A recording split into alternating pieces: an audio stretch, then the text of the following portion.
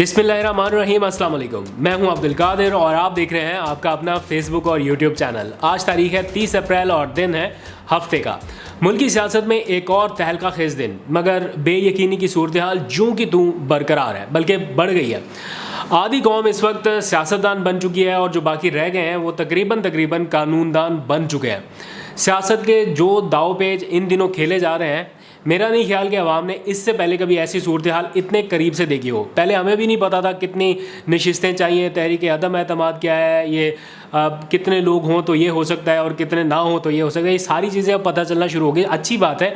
लेकिन जो political situation इतनी गंभीर होती जा रही है, उसने अवाम को कहीं ना कहीं परेशान करके रखा हुआ है। बहरहाल ये सियासी और कानूनी जंग अपनी जगह जारी है, लेकिन अदालती फ़ैसलों के नतीजे में मरकज़ के बाद पंजाब का इक़्तिदार भी इमरान खान साहब के हाथ से आज निकल गया है। वैसे एक लम्हे को दिल पर हाथ रख कर ज़रा सोचिए कि क्या ये ज़्यादती नहीं है कि मुल्क का इक़्तिदार सिर्फ़ एक ख़ानदान के चंद अफराद तक महदूद करके रख दिया है। अगर ये सब करप्शन केसेस में मुकदमात ना भुगत रहे होते तो शायद तब इतना गिला ना होता हमें। लेकिन मैं हैरान हूँ ऐसे लोगों पर जो भरपूर सपोर्ट भी कर रहे हैं और भंगड़े भी डाल रहे हैं। मैं अगर कट्टर नून लीग का सपोर्टर भी होता ना, कट्टर सपोर्टर होता और या वोट भी देता इनको, तो एक लम्हे के लिए कम से कम सोचता ज़रूर कि क्या पार्टी में इन्हें अपने ख़ानदान के सिवा एक भी काबिल आदमी नहीं मिल सका जिसे हमज़ा शहबाज की जगह वज़ीर आला नामज़द किया जा सकता। खैर, इमरान खान मज़ीद इंतज़ार करते या सड़कों पर निकलने की कॉल देते, आज इसका भी फ़ैसला हो गया, जिसका ऐलान अब से कुछ देर पहले आपने टेलीविज़न स्क्रीन पर, सोशल मीडिया पर देख लिया होगा। बनी गाला से उन्होंने लॉन्ग मार्च की कॉल दे दी है। सूरत हाल के पेश नज़र इमरान खान ने अफवाज पाकिस्तान के कमांडर इन चीफ से भी रब्ता किया है। साथ ही चीफ जस्टिस ऑफ पाकिस्तान को भी एक ख़त तहरीर किया गया है। इस ख़त में क्या कहा गया, इन रब्तों में इमरान खान ने जो ज़ुबान इस्तेमाल की या जो लफ्ज़ इस्तेमाल किए वो क्या है, उनका उर्दू तर्जुमा आपसे कुछ देर बाद मैं आपके साथ शेयर करूंगा। आपके जानने के लिए बड़ी ज़बरदस्त इन्फॉर्मेशन है उसमें, जिस तरह से वो ख़त ड्राफ्ट किया गया वो आपके जानने के लिए है। लेकिन पहले थोड़ी सी बात बनी गाला में होने वाले कुछ अहम फ़ैसलों की, कुछ अहम इजलास की जो अब से कुछ देर पहले हुए। इमरान खान ने जो इस सारी सूरत हाल जो सियासी मामलात की है, इसमें कोर कमेटी का एक इजलास बुलाया था जो अब से कुछ देर पहले इख्तिताम पजीर हुआ और उसके ख़त्म होने पर फिर लॉन्ग मार्च का ऐलान कर दिया गया है। कल जब अरशद शरीफ के साथ वो इंटरव्यू कर रहे थे, मैं भी वहाँ पर मौजूद था, तो रिकॉर्डिंग के दौरान अरशद शरीफ ने उनसे पूछा कि आप कब तक आवाम को कॉल देने का इरादा रखते हैं। आपने कह तो दिया कि लॉन्ग मार्च करेंगे, लेकिन कब तक ये मुमकिन हो सकेगा। तो इमरान खान ने जवाब में कहा था कि इसमें ताख़ीर नहीं करूँगा और आप देखेंगे कि जल्द इसका ऐलान हो जाएगा। और आज मई के आखिरी हफ्ते में लॉन्ग मार्च की कॉल दे दी गई है। कोर कमेटी के इजलास में कहा गया कि पाकिस्तानी अवाम की अक्सरियत इस वक्त ये समझती है कि इमरान खान के साथ नाइंसाफ़ी हुई, लिहाजा इस वक्त सड़कों पर आने के सिवा कोई चारा नहीं है। और दिलचस्प बात यह है कि कोर कमेटी के किसी भी रुकन ने, एक सिंगल रुकन ने भी इस मार्च की मुखालफत नहीं की। इजलास में यह भी फैसला किया गया कि चूँकि इमरान खान के लिए आवाम का ओवरवेलमिंग रिस्पांस आ रहा है, इसलिए सीरीज़ ऑफ एक्टिविटीज़ शुरू की जाएंगी। यानी इमरान खान अब आवाम में ही रहेंगे। जैसे आज इस्लामाबाद के G9 सेक्टर का उन्होंने दौरा किया, मार्केट में गए, अवामी रद्द-ए-अमल को मज़ीद करीब से देखा। अब तक तो जलसे कर रहे थे, अब मज़ीद आवाम में जा रहे हैं, करीब से देख रहे हैं।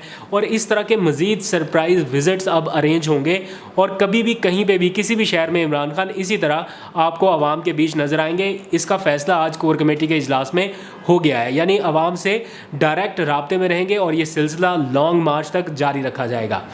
मई का महीना या आखिरी हफ्ता इसलिए भी अहम है कि कुछ अहम स्टेक होल्डर्स मई में इंतखाबात कराने के हक़ में है और पसे पर्दा या बैकडोर चैनल से जो राब्ते हो रहे हैं उनमें मामला तय भी हो रहे हैं। लेकिन बाज़ अफराद ज़ाती हैसियत में कबल अज़ वक्त इंतखाबात की राह में रुकावट बने हुए हैं और वो ये समझते हैं कि अगर मई में ही ये इंतखाबात कराने थे या कबल अज़ वक्त इंतखाबात कराने थे तो इतनी तवानाई ज़ाया करने की क्या ज़रूरत थी। फिर जब इमरान खान ने असम्बलियाँ तहलील की थी तो उसी वक्त इस ऑप्शन को अडॉप्ट कर लिया जाता। तो इसलिए कुछ लोग अभी इसमें रुकावट बन रहे हैं। ताहम मई के आखिर में इंतखाबात का ऐलान यकीनी बनाने के लिए, क्योंकि कुछ स्टेक होल्डर्स ये चाहते हैं, इसलिए इमरान खान ने भी बड़े राइट टाइम पर इसका آج اعلان کر دیا ہے۔ ان کے اعلان میں کیا کہا گیا، پہلے اس پر تھوڑی سی بات کر لیتے ہیں، پھر عمران خان کے آج کے کمانڈر ان چیف اور چیف جسٹس کو لکھے گئے خط کے متن کے اوپر بات کروں گا جو آپ کے جاننے کے لیے بڑا ضروری ہے۔ اپنے ویڈیو بیان میں عمران خان نے کہا کہ بیرونی سازش کے تحت کرپٹ لوگوں کو ہم پر مسلط کر دیا گیا، یہ ہماری توہین ہے۔ ہماری کور کمیٹی نے فیصلہ کیا ہے کہ مئی کے آخری ہفتے میں اسلام آباد کی طرف لانگ مارچ کیا جائے گا۔ ساتھ ہی انہوں نے کہا کہ ہماری تیاری کا آغاز چاند رات سے ہوگا۔ نوجوانوں کو بھی انہوں نے مخاطب کرتے ہوئے کہا کہ اسی رات جھنڈے پکڑ کر نکلیں باہر اور دنیا کو بتائیں کہ ہم ایک زندہ قوم ہیں۔ تو دیکھتے ہیں کہ عمران خان کی اس کال پر نوجوان یا پبلک کیا رسپانس دکھاتی ہے، کس طرح سے رسپونڈ کرتی ہے، کیونکہ پہلے بھی جب انہوں نے کال دی تو بڑی تعداد میں لوگ گھروں سے باہر نکلے، موقع بھی اسی طرح کا ہے اور صورتحال بھی کچھ ایسی ہے۔ دیکھتے ہیں کہ چاند رات پر کیا ماحول ہوتا ہے، اس کی آپ کو اپڈیٹ کرتے رہیں گے۔ آگے بڑھتے ہیں، اب تھوڑی سی بات کرنی ہے عمران خان کے آج کے دن لکھے گئے 2 اہم ترین خطوط کی۔ ایک خط انہوں نے افواج پاکستان کے سپریم کمانڈر یعنی صدر پاکستان ڈاکٹر عارف الوی کو لکھا اور دوسرا چیف جسٹس آف پاکستان کو۔ آپ کو یہ معلوم ہونا چاہیے کہ صدر پاکستان ملک کی مسلح افواج کے سپریم کمانڈر بھی ہیں اور ان کا کردار بے شک محدود ہے، لیکن آئینی ذمہ داری ان کے پاس بلا شبہ موجود ہے۔ اس لیے عمران خان نے امریکی دھمکی پر پاکستانی سفیر کے موصول ہونے والے جو مراسلہ ہے اس کی تحقیقات کے معاملے پر صدر عارف الوی اور چیف جسٹس آف پاکستان کو الگ الگ خط تحریر کیے۔ صدر مملکت سے بطور سربراہ ریاست اور کمانڈر ان چیف فوری کارروائی کی سفارش کی گئی ہے۔ پاکستان کی خود مختاری اور جمہوریت کو لاحق خطرے کی عوامی تحقیقات کی درخواست کرتے ہوئے عمران خان نے لکھا کہ امریکی اسسٹنٹ سیکریٹری آف اسٹیٹ یعنی ڈونلڈ لو نے دیگر حکام کے ہمراہ ہمارے سفیر سے باضابطہ ملاقات کی۔ پاکستانی سفیر کی جانب سے اس ملاقات سے متعلق بھجوائی گئی تمام تفصیلات ایک خفیہ مراسلے کی شکل میں آپ دونوں کے پاس موجود ہیں، جس میں امریکی انڈر سیکریٹری آف اسٹیٹ یعنی ڈونلڈ لو کی گفتگو واضح طور پر بیان کی گئی ہے۔ عمران خان نے خط میں لکھا کہ آخری کابینہ کا اجلاس جو تحریک انصاف کی حکومت میں یعنی ان کی زیر قیادت ہوا، اس اجلاس میں اس نتیجے پر پہنچے تھے کہ مراسلے کے مندرجات میں سازش کے آثار نمایاں ہیں اور اس سازش کا مقصد انہیں وزارت عظمیٰ کے عہدے سے ہٹانا تھا۔ انہوں نے مزید لکھا کہ یہ ایک نہایت سنجیدہ نوعیت کا معاملہ ہے جس کے نتیجے میں میری حکومت کو سازش پر مبنی تحریک عدم اعتماد لا کر ہٹا دیا گیا۔ خفیہ مراسلے میں درج اس سازش کے باعث ڈپٹی اسپیکر جو اس وقت کے تھے یعنی قاسم سوری نے معاملے کی مکمل تحقیقات تک تحریک عدم اعتماد پر کارروائی آگے بڑھانے کی اجازت نہیں دی تھی۔ عمران خان نے چیف جسٹس کو لکھے گئے خط میں سوال اٹھایا اور کہا کہ اس تحریک عدم اعتماد پر رائے شماری سے پہلے کیا عدالت عظمیٰ کو مراسلے کے مندرجات کا جائزہ نہیں لینا چاہیے تھا؟ انہوں نے کہا کہ ضروری ہے کہ چیف جسٹس مراسلے کی بیرونی سازش پر مشتمل مندرجات کا جائزہ لیں اور حقائق عوام کے سامنے لائیں۔ انہوں نے مثال دیتے ہوئے کہا کہ عدالت عظمیٰ کے پاس میمو گیٹ کی نظیر موجود ہے، عدالت چاہے تو میمو گیٹ اسکینڈل کی طرح تحقیقات کروائی جا سکتی ہیں۔ ساتھ ہی انہوں نے اس خط میں مطالبہ کیا کہ عدالت عظمیٰ سازش کے کرداروں کے تعین کے لیے ایک کمیشن تشکیل دے جو کھلے عام یعنی اوپن ہیئرنگ کے ذریعے اس کی تحقیقات کرے، کیونکہ عوام سچ سننا، دیکھنا اور تبدیلی اقتدار میں ملوث کرداروں کے بارے میں جاننا چاہتے ہیں۔ عمران خان نے لکھا کہ ایوان صدر اور عدالت عظمیٰ کی جانب سے معاملے پر جو خاموشی ابھی تک اختیار کی گئی اس سے عوام میں شدید مایوسی پھیل رہی ہے۔ ووٹ کی پرچی سے 5 سالہ حکومت منتخب کرنے کے اپنے جمہوری حق پر بیرونی سازش کی شکل میں پڑنے والے ڈاکے پر عوام بھی سراپا احتجاج ہے۔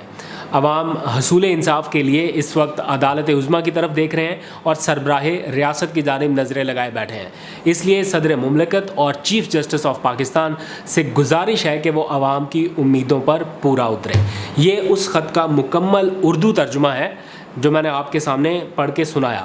ایک ایک لفظ ٹرانسلیٹ کیا گیا ہے اور آئی ہوپ کہ آپ کو بڑا واضح ہو جائے گا کہ یہ خط لکھنے کی ضرورت کیوں پیش آئی اور کس طرح سے مخاطب کیا گیا اور کس طریقے سے اس خط کو ڈرافٹ کیا گیا اور کچھ سوالات بھی اٹھائے گئے۔ اس میں کوئی شک نہیں ہے کہ عام پاکستانی کے طور پہ میرے ذہن میں ابھی تک یہ سوال ہے کہ اتنا کچھ ہوا، اگر غلط تھا، صحیح تھا، جو بھی تھا، ایٹ لیسٹ عدالت اس کی تحقیقات کا حکم تو دے سکتی تھی۔ ایک بار عدالت اس خط کو پڑھ تو سکتی تھی، عوام کے سامنے اس کی کوئی چیز تو آتی عدالتی سطح پر. اگر انگلیاں اٹھا کر کہا جا رہا ہے کہ یہ خط جھوٹا ہے, یہ شخص جھوٹا ہے, اس خط میں حقیقت نہیں ہے, تو اتنا بڑا فورم جس کے پاس وہ شخص خود چل کر گیا کہ آپ سچ اور جھوٹ کا فرق واضح کر دیں, دودھ کا دودھ پانی کا پانی ہو جانے دیں, اگر وہ شخص نہیں ڈر رہا, وہ کہہ رہا ہے کہ آپ کریں تحقیقات, تو پھر اس میں رکاوٹ کیا ہے؟ آخر کون سی ایسی طاقت ہے جو روک رہی ہے کہ اس کی تحقیقات نہ ہو سکیں؟ میں یہ سوال بطور عام پاکستانی بھی جاننا چاہتا ہوں کہ آخر کیوں اس معاملے میں ابھی تک جوڈیشل کمیشن قائم نہیں ہو سکا, بار بار مطالبے کے باوجود. 22 کروڑ عوام کا ملک ہے, اور 22 کروڑ عوام کی نظریں چلیں 22 میں سے کم کر لیں, کم از کم 10-15 کروڑ عوام تو یہ سوچ رہی ہوگی نا کہ کیوں اس کی تحقیقات نہیں ہو رہی, کیا یہ خط ٹھیک ہے نہیں ٹھیک ہے. اب تو قومی سلامتی کمیٹی کے اجلاس میں اس کے اوپر 2 بار سٹیمپ لگ گئی کہ یہ خط ٹھیک ہے, یہ دھمکی امیز مراسلہ یا سائفر واٹ ایور جو بھی تھا یہ ٹھیک تھا. اگر ٹھیک تھا تو اس کی تحقیقات کس نے کرانی ہے؟ یہ ایک کویشچن مارک ہے ابھی تک. اجازت دیجیے, اپنا بہت سا خیال رکھیے. اللہ حافظ.